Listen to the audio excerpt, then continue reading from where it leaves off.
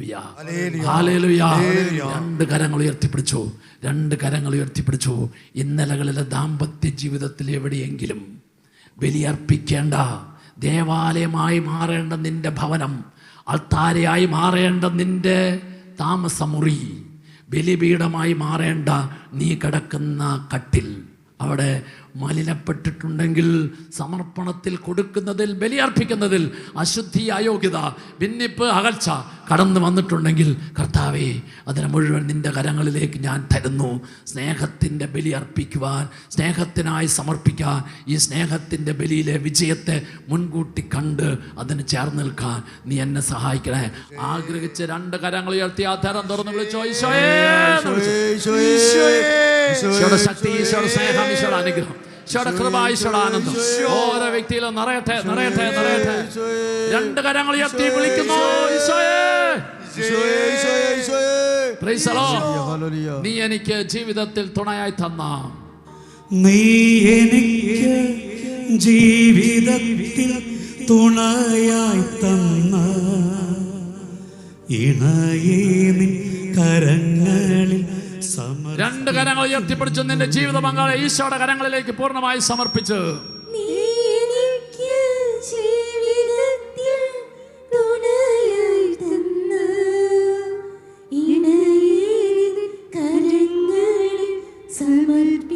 ഇരു കരങ്ങൾ ഹൃദയത്തോട് ചേർത്ത് വെച്ച് നിന്റെ ജീവിത പങ്കാളിയിൽ എല്ലാ കുറ്റങ്ങളും കുറവുകളും പോരായ്മയോടും കൂടി സ്വീകരിച്ച് ഈശോയോട് ചേർത്ത് പിടിച്ച് ജീവിക്കുന്നതിനുള്ള കൃപ നൽകണമേ എന്ന് പ്രാർത്ഥിച്ച്, പരസ്പരം കുറവെല്ലാം ക്ഷമിച്ചാമോദാൻ നിൻഹിതം പോൽ ജീവിക്കാൻ ശക്തിയേകണം. എല്ലാവരും ചേർന്ന വലിയ ആഗ്രഹത്തോടെ പരസ്പരം കുറവെല്ലാം ക്ഷമിച്ചാമോദാൻ നിൻഹിതം പോൽ ജീവിക്കാൻ ശക്തിയേകണം. രണ്ട് കരങ്ങൾ ഉയർത്തിപ്പിടിച്ച് നല്ല ശബ്ദത്തിൽ മൂന്ന് ഹല്ലേലൂയ പറഞ്ഞോ.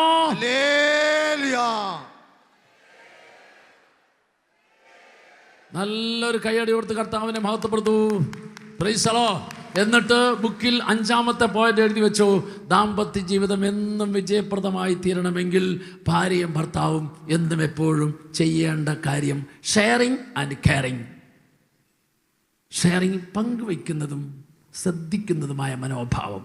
Sharing and caring. Hallelujah, hallelujah. സ്നേഹമുള്ളവരെ, 2015 ഒക്ടോബർ 18 തിരുസഭയുടെ ചരിത്രത്തിൽ ആദ്യമായിട്ട് ഒരു ഭാര്യനെയും ഭർത്താവിനെയും ഫ്രാൻസിസ് മാർപ്പാപ്പ ഒന്നിച്ച് വിശുദ്ധരായിട്ട് പ്രഖ്യാപിച്ചു. ആ വിശുദ്ധരായിട്ട് പ്രഖ്യാപിച്ച ഭാര്യയുടെയും ഭർത്താവിൻ്റെയും പേരാണ് ലൂയി മാർട്ടിനും സെലിഗുരിനും. ലൂയി മാർട്ടിനും സെലിഗുരിനും ആരുടെ അപ്പനും അമ്മയെന്നറിയാവോ? വിശുദ്ധ കൊച്ചുത്രേസ്യയുടെ അപ്പനും അമ്മയാ. ഈ വിശുദ്ധ കൊച്ചുത്രേസ്യയുടെ അപ്പനും അമ്മയുമായ ലൂയി മാർട്ടിനും സെലീം ഗുരനും 4 പെൺപിള്ളേർ, 4 പേരെയും ദൈവ ശുശ്രൂഷയ്ക്കായി കൊടുത്തു. 4 പേരും സിസ്റ്റേഴ്സാ. Praise the Lord. ഒരു മകളാണ് വിശുദ്ധയായ കൊച്ചുത്രേസ്യ. ഈ കൊച്ചുത്രേസ്യയുടെ അപ്പനും അമ്മയും ലൂയി മാർട്ടിനും സെലീം ഗുരനും അവരുടെ ദാമ്പത്യ ജീവിതത്തെക്കുറിച്ച് പറയുന്നുണ്ട്. ആ പറയുന്ന കാര്യത്തിൽ സെലീം ഗുരൻ എഴുതിയൊരു പുസ്തകത്തിൽ പറയുന്ന കാര്യം ഇങ്ങനെയാണ്: എല്ലാ കാര്യത്തിലും ഞങ്ങളുടെ ദാമ്പത്യ ജീവിതത്തിൽ ബുദ്ധിമുട്ടുണ്ടായിട്ടുണ്ട്, പ്രയാസം ഉണ്ടായിട്ടുണ്ട്, സഹനം ഉണ്ടായിട്ടുണ്ട്, നഷ്ടം ഉണ്ടായിട്ടുണ്ട്, രോഗം ഉണ്ടായിട്ടുണ്ട്. പക്ഷേ എല്ലാ കാര്യത്തിലും എൻ്റെ ഭർത്താവ് എല്ലാ കാര്യത്തിലും എന്നെ മനസ്സിലാക്കി. ഞാൻ എൻ്റെ ഭർത്താവിനെ മനസ്സിലാക്കി. കെയറിങ് ആൻഡ് ഷെയറിങ് ചെയ്യണമെങ്കിൽ എപ്പോഴാണ്, ആർക്കാണ് സാധിക്കുന്നത്? മനസ്സിലാക്കുന്ന വ്യക്തിക്കാണ്. ഒരു ഭാര്യയുടെയും ഭർത്താവിൻ്റെ മനസ്സ് എപ്പോഴും അടുക്കണം. മനസ്സിലാക്കും തോറും മനസ്സുകൾ അടുക്കും. മനസ്സിലാക്കും തോറും കുറ്റങ്ങളും കുറവുകളും ക്ഷമിക്കാൻ പറ്റും, ഇല്ലാതാകും.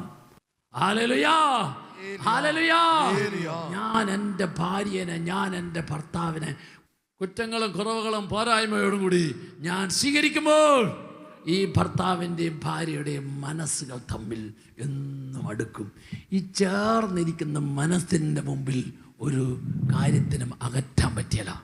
Praise the Lord. ചേർന്നിരിക്കുന്ന മനസ്സിൻ്റെ മുമ്പിൽ ഒന്നിനും അകറ്റാൻ പറ്റിയല്ല. അപ്പോൾ ഏറ്റവും കൂടുതൽ ഭാര്യയും ഭർത്താവും ഷെയറിങ് ആൻഡ് കെയറിങ്, അതിന് ഏറ്റവും ആവശ്യമായിട്ടുള്ളത് പരസ്പരം മനസ്സിലാക്കുക എന്നുള്ളതാണ്. ഇങ്ങനെ ഷെയർ ചെയ്യുമ്പോൾ, ഇങ്ങനെ കെയർ ചെയ്യുമ്പോൾ അവരുടെ മനസ്സുകൾ തമ്മിൽ കൂടുതൽ കൂടുതൽ അടുക്കും. ഇനി സെലിഗുരൻ പറയുന്ന രണ്ടാമത്തെ കാര്യമാണ്, അങ്ങനെ എല്ലാ കാര്യത്തിലും ഞാൻ എൻ്റെ ഭർത്താവിനെ മനസ്സിലാക്കി, എൻ്റെ ഭർത്താവ് എന്നെ മനസ്സിലാക്കി. അങ്ങനെ മനസ്സിലാക്കിയപ്പോഴുണ്ടോ എല്ലാ കാര്യത്തിലും എന്നെ ആശ്വസിപ്പിച്ചു, എനിക്ക് ആശ്വസിപ്പിക്കാൻ സാധിച്ചു. സ്നേഹമുള്ളവരെ, ഏത് ഭാര്യയും ഏത് ഭർത്താവും ഏറ്റവും കൂടുതൽ ആഗ്രഹിക്കുന്ന കാര്യമാണ്, എൻ്റെ ഈ നൊമ്പരത്തിൽ വേദന എന്നെ ഒന്ന് ആശ്വസിപ്പിക്കണം. ആശ്വാസത്തിൻ്റെ വാക്ക്, ഈ ആശ്വാസത്തിൻ്റെ വാക്ക് ഓരോന്നും സ്നേഹത്തിൻ്റെ വാക്കാണ്. Praise the Lord. മനസ്സിലാക്കുന്നവർക്കേ ആശ്വസിപ്പിക്കാൻ സാധിക്കുള്ളൂ. ഇനി മൂന്നാമത്തെ കാര്യം പറയുകയാണ്, അങ്ങനെ മനസ്സിലാക്കിയപ്പോൾ ആശ്വസിപ്പിക്കാൻ സാധിച്ചു. അങ്ങനെ ആശ്വസിപ്പിച്ചപ്പോൾ ഞാനും എൻ്റെ ഭർത്താവും തമ്മിലുള്ള സ്നേഹം ആഴപ്പെട്ടു. സ്നേഹം ആഴപ്പെടുന്നതിന് വേണ്ടി, സ്നേഹം ആഴപ്പെടുന്നതിന് വേണ്ടി സഹായിക്കുന്ന രണ്ട് ഉപാധികളാണ് മനസ്സിലാക്കുക, ആശ്വസിപ്പിക്കുക. Hallelujah, hallelujah. അതുകൊണ്ട് ഒരു ഭർത്താവ് എന്ത് മനസ്സിലാക്കണം എന്നറിയാവോ? ഒരു ഭർത്താവ് മനസ്സിലാക്കേണ്ടത്, എൻ്റെ ഭാര്യയ്ക്ക് എന്നിൽ അവൾ അറിയാത്തതൊന്നും ഉണ്ടാകരുത് എന്ന് പറഞ്ഞാൽ, സ്നേഹമുള്ളവരെ, ഈ ലോകത്തിൽ ഒരു സ്ത്രീയും പുരുഷനും, ഒരു ഭാര്യയും ഭർത്താവും ഒരു മറയുമില്ലാതെ ശരീരത്തെ പൂർണ്ണമായിട്ടും തുറന്നു കൊടുക്കുന്നത് ഒരേ ഒരു വ്യക്തിയുടെ മുമ്പിൽ, ഭാര്യയുടെ മുമ്പിൽ, ഭർത്താവിൻ്റെ മുമ്പിൽ.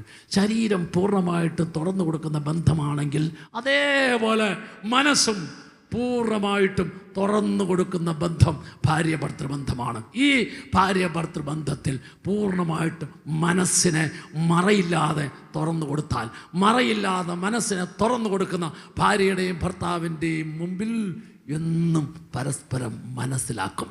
Hallelujah, hallelujah, hallelujah.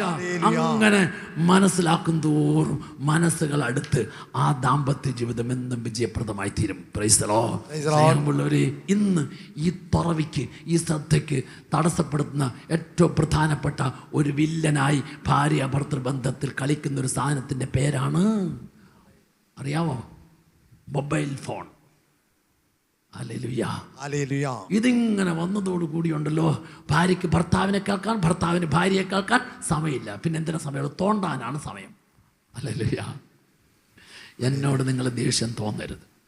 അതുകൊണ്ട് നിങ്ങൾ ഈ ഒരാഴ്ച മൊബൈൽ ഫോൺ ഓഫാക്കിയിട്ട് ഇവിടെ ഇരുന്ന് കഴിഞ്ഞപ്പോൾ എന്തെങ്കിലും കുഴപ്പം വന്നോ? വീട്ടിൽ എന്തെങ്കിലും അപകടം സംഭവിച്ചോ? ഒരു അപകടം സംഭവിച്ചില്ല. എന്തെങ്കിലും അപകടമോ പ്രശ്നമോ ഉണ്ടാകുമായിരുന്നെങ്കിൽ എന്തു ചെയ്തേനെ? ഇവിടുന്ന് ഒരു ഫോൺ വിളി വന്നാലേ, ഇവിടുന്ന് ഒരു അനൗൺസ്മെൻറ്റ് തന്നേനെ. എന്നറിയോ?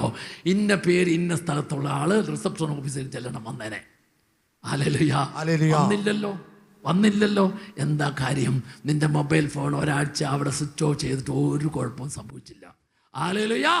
ഇങ്ങനെ ഓരോ ദിവസവും ഏറ്റവും ചുരുങ്ങിയത് മാറ്റി വെച്ചാ പോരാ, സൈലൻറ്റിൽ ഇട്ടാൽ പോരാ. നീ എന്ത് ചെയ്യണം എന്നറിയോ? ഈ മൊബൈൽ ഫോണിനെ ഒന്ന് ഓഫ് ചെയ്തിട്ട്, ഇനി അത്രയും പറ്റിയില്ലെങ്കിലും ഒന്ന് സൈലൻറ്റ് മാറ്റി വെക്കണം. ഇരുന്ന് രണ്ട് പേര് സംസാരിക്കുന്ന ആ ബലിപീഠമുണ്ടല്ലോ, ആ അൾത്താരയുണ്ടല്ലോ, ആ അൾത്താരയിലും ബലിപീഠത്തിലും ഇതിനെ ഒന്ന് കയറ്റാതെ ഒരു ദിവസം ഒരു 2 മണിക്കൂറെങ്കിലും, ഇനി നീ ഭയങ്കര ജോലിക്കാരനാണ്, തിരക്കാണ്, ഒരു രക്ഷയിലും 1 മണിക്കൂറെങ്കിലും ഓരോ ദിവസവും ഈ ഭാര്യനെ ഒന്ന് കേൾക്കാൻ. നീ അവൾ പറയുന്ന കാര്യത്തിൽ നിന്ന് മുഴുവൻ ഉത്തരം കണ്ടുപിടിച്ച് കൊടുക്കേണ്ട കാര്യമില്ല, പ്രശ്നത്തെ മുഴുവൻ പരിഹരിച്ച് കൊടുക്കേണ്ട കാര്യമില്ല. നീ ചുമ്മാ ഇരുന്ന് ആ മുഖത്ത് നോക്കി സന്തോഷത്തോടെ ഒന്ന് കേട്ടോണ്ട് ഇടയ്ക്കിടയ്ക്ക് ഒരു മൂളിച്ച നടത്തിയാൽ മതി. അപ്പോൾ അവൾ പൂർണ്ണമായിട്ട് സംതൃപ്തിയാകുന്നത് മാത്രമല്ല, നാളെ നിനക്ക് ഇവളെ കൊണ്ട് എന്ത് വേണം ചെയ്യിക്കാൻ പറ്റും. Hallelujah, hallelujah. അതുപോലെ നിന്റെ ഭർത്താവിനെ നീ അല്പമൊക്കെ ഇച്ചിരി ഉണ്ടാക്കിയാണെങ്കിലും അയാളുടെ കഴിവിനെയും കാര്യത്തേക്ക് ഒന്ന് എടുത്തു പറഞ്ഞിട്ട് ഒന്ന് വാക്കുകൊണ്ട് ഒന്ന് ബഹുമാനിക്ക്, ഒന്ന് പ്രവൃത്തി കൊണ്ടൊന്ന് ബഹുമാനിക്ക്. ഭർത്താവ് ആഗ്രഹിക്കുന്ന ഏറ്റവും വലിയ കാര്യമാണ് എന്താണെന്നറിയാമോ? എൻ്റെ ഭാര്യ എന്നെ ബഹുമാനിക്കണം. അതുകൊണ്ട് കർത്താവിൻ്റെ വചനം പറയുന്നത് ഇങ്ങനെയാണ്. എഫേസ്യ ലേഖനം 5-ാം അധ്യായത്തിൻ്റെ 33-ാം തിരുവചനം അവസാനിക്കുന്നത് എങ്ങനെയാണ്? ഭാര്യയാകട്ടെ ഭർത്താവിനെ ബഹുമാനിക്കുകയും വേണം. Hallelujah, hallelujah. അതുകൊണ്ട് എല്ലാ ദിവസവും ചുരുങ്ങിയത് 1 മണിക്കൂറെങ്കിലും ഈ പിള്ളേരെയൊക്കെ ഒന്ന് മാറ്റി നിർത്തി അവരെയൊക്കെ കേട്ടോ. അവരെയൊക്കെ കേട്ട് കഴിഞ്ഞതിന് ശേഷം അവസാനം ഈ ബെഡിൽ അല്ലെങ്കിൽ ഈ ബലിപീഠത്തിൽ ഒന്ന് കിടക്കുന്നതിന് മുമ്പ് ആ അൾത്താരയിലിരുന്ന് ഭാര്യയും ഭർത്താവും അന്ന് സംഭവിച്ച കാര്യങ്ങളെല്ലാം ഒന്ന് കേൾക്കാനും ഒന്ന് പറയാനും ഒന്ന് കേൾക്കാനും ഇങ്ങനെ ഒരു ഷെയറിങ് കെയറിങ് നിന്റെ ആ അൾത്താരയിൽ ബലിപീഠത്തിലിരുന്ന് ഒന്ന് ചെയ്താൽ സഹോദര സഹോദരി, നിന്റെ ദാമ്പത്യ ജീവിതം വിജയപ്രദമായി തീരുന്നു മാത്രമല്ല, നിന്റെ ജീവിത പങ്കാളിയെ നീ എങ്ങനെ വിചാരിക്കുന്നോ ആ വിചാരിക്കുന്നത് പോലെ കൊണ്ട് നടക്കാം. Hallelujah, hallelujah, hallelujah. അതുകൊണ്ട് ഈ ധ്യാനത്തിന്റെ ഏറ്റവും വലിയൊരു തീരുമാനമായി നിങ്ങൾ ഈ കാര്യം ചെയ്യണം എന്ന് ഞാൻ നിങ്ങളെ ഓർപ്പെടുത്തിയാണ്. അതുകൊണ്ട് എന്ത് ചെയ്യണം അറിയോ? എല്ലാ ദിവസവും കുറച്ച് സമയം ഈ ഭർത്താവ് ഉപയോഗിക്കുന്ന മൊബൈൽ ഫോണ് ഇങ്ങനെ കൊടുത്തിട്ട് പറയണം, നീ ഇതൊന്ന് നോക്കിക്കേ.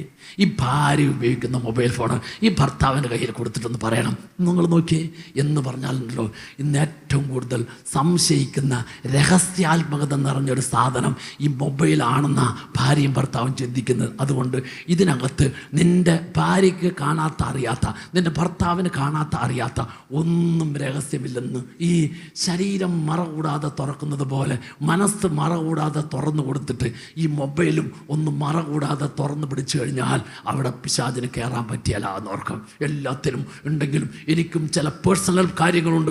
ഈ പേഴ്സണൽ കാര്യത്തിനകത്ത് ആരിടപെടണ്ട? എൻ്റെ ഭാര്യ ഇടപെടണ്ട, എൻ്റെ ഭർത്താവ് ഇടപെടണ്ട. സഹോദര സഹോദരി, ഇങ്ങനെ നീ ചിന്തിക്കാൻ തുടങ്ങിയാൽ ഓർത്തോ, നിന്റെ കുടുംബജീവിതം തകർക്കാൻ പിശാച് ഉപയോഗിക്കുന്ന ആദ്യത്തെ മെത്തേഡ് വിജയിച്ചു കഴിഞ്ഞു. ഹല്ലേലൂയ. അത് വിജയിച്ചു കഴിഞ്ഞെങ്കിൽ ഇനി അവൻ എപ്പം നിർത്തുന്നറിയാവോ? തകർത്ത് താരിപ്പണമാക്കിയിട്ടേ നിർത്തുള്ളൂ അവൻ. അതുകൊണ്ട് ഏറ്റവും കൂടുതൽ ശ്രദ്ധിക്കണം. ഈ കുടുംബജീവിതത്തെ, ഭാര്യ ഭർത്തൃ ബന്ധത്തെ തകർക്കാൻ പിശാച് ഉപയോഗിക്കുന്ന മൊബൈൽ ഫോണ്, അത് നിന്റെ ജീവിതത്തിൽ അവൻ നേട്ടം കൊയ്യാൻ പാടില്ല. Hallelujah, hallelujah.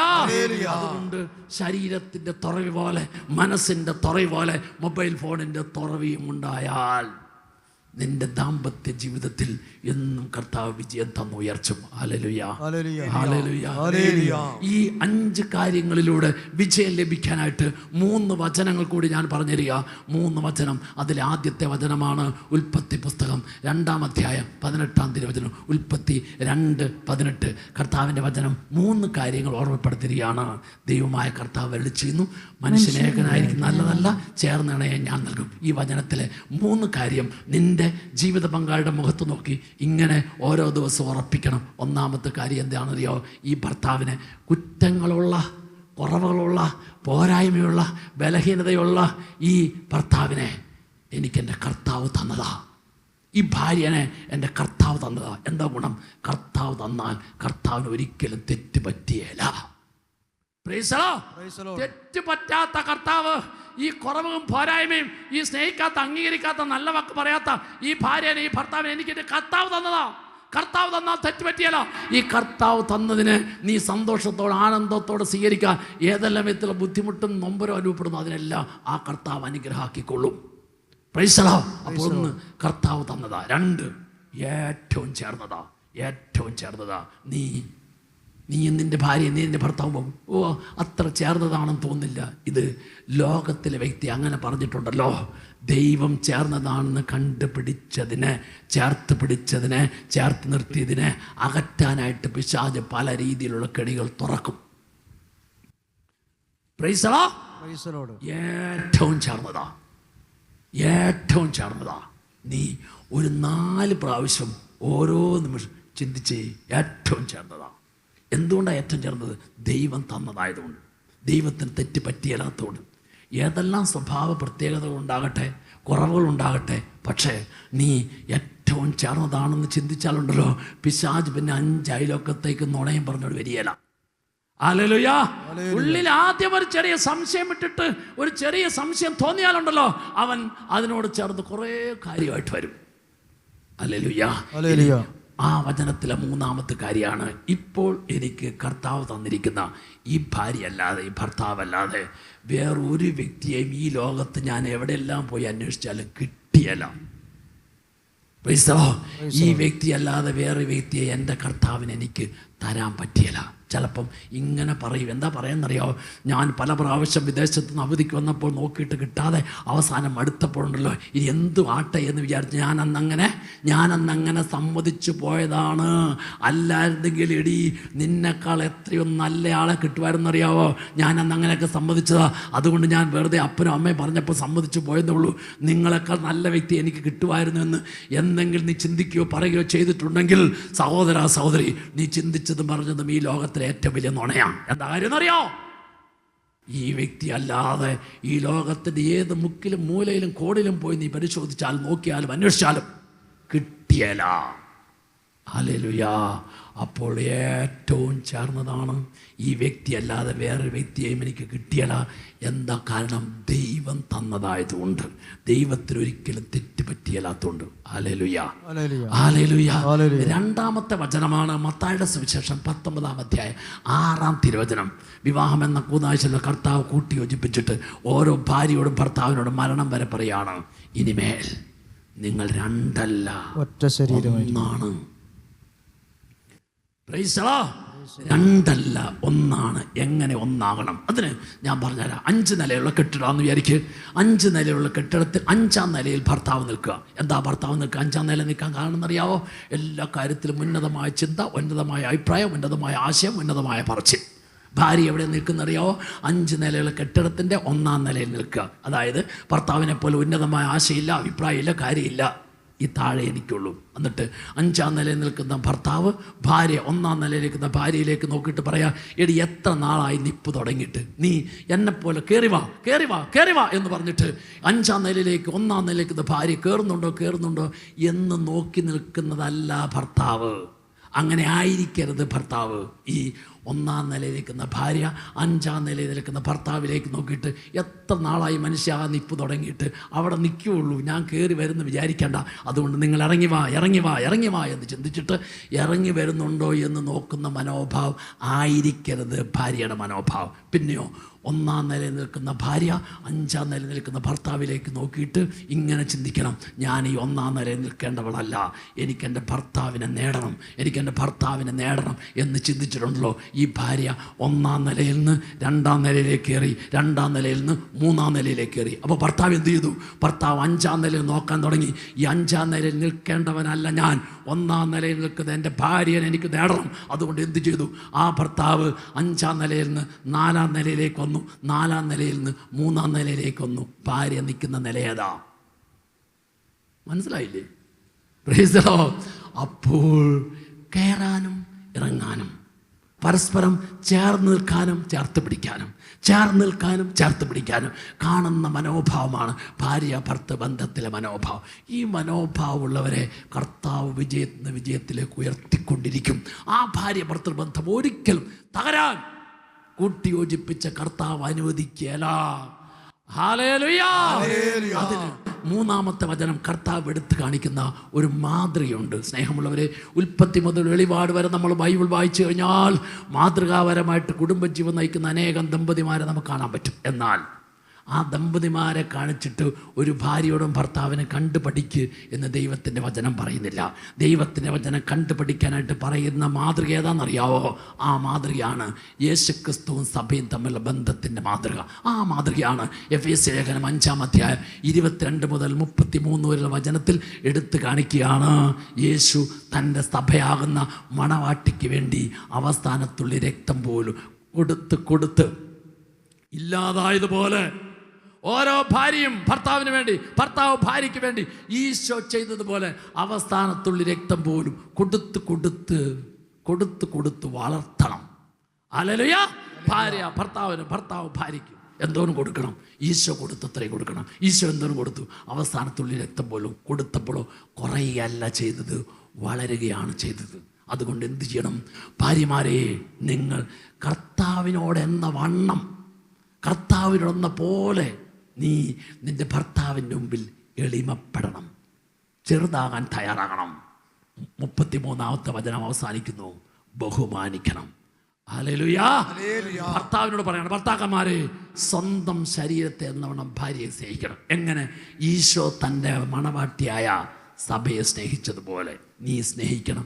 എന്താ കാര്യം? നീ നിൻ്റെ ഭാര്യയുടെ തലയാണ്, ശിരസാണ്. ഭർത്താവ് ഭാര്യയുടെ ശിരസാണ് എന്ന് പറഞ്ഞാൽ ഈ തലയായിട്ട് നിന്ന് കഴിഞ്ഞാൽ ഒരു ബന്ധവുമില്ല. എന്ത് ചെയ്യണം?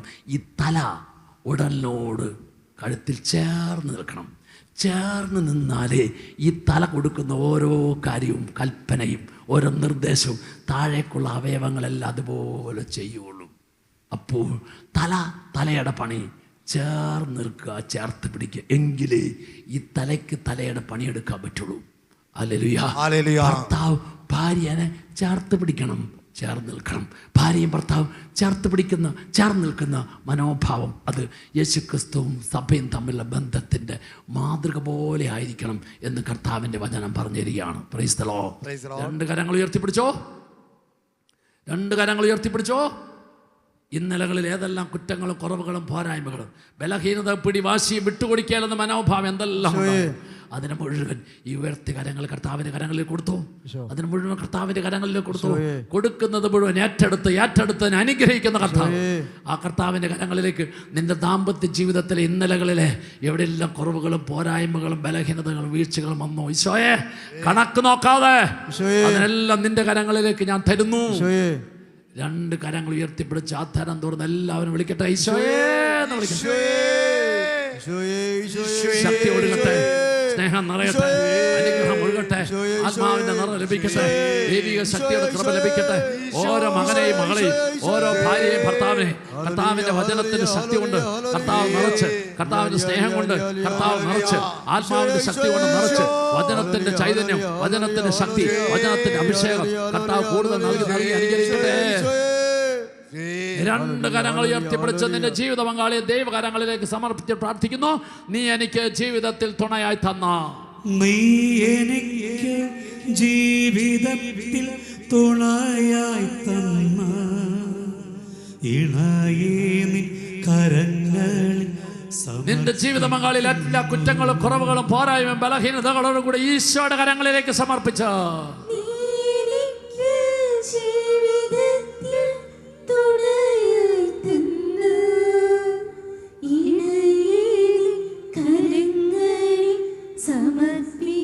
ഇരു കരങ്ങൾ ഹൃദയത്തോട് ചേർത്ത് വെച്ച് കർത്താവ് നിനക്ക് തന്ന ജീവിത പങ്കാളിയിൽ എല്ലാ കുറവുകളും പോരായ്മകളും സ്നേഹത്തിന്റെ അടയാളമായി സ്വീകരിച്ച് ആത്മീയ നിറവോടുകൂടി ജീവിക്കാനുള്ള അഭിഷേകം തരണമേ എന്ന് പ്രാർത്ഥിച്ച് പരസ്പരം കുറവില്ല ക്ഷമിച്ചാമോദ നിൻഹിതം പോൽ ജീവിക്കാൻ ശക്തിയേകണം. എല്ലാവരും ചേർന്ന വലിയ ആഗ്രഹത്തോടെ പരസ്പരം കുറവെല്ലാം ക്ഷമിച്ചാമോദാൻ നിൻഹിതം പോൽ ജീവിക്കാൻ ശക്തിയേകണമേ.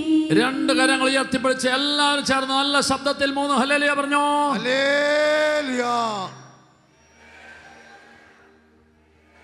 നല്ലൊരു കൈയടി കൊടുത്ത് കർത്താവിനെ മഹത്വപ്പെടുത്തിക്കുക ശക്തമായി. Praise the Lord.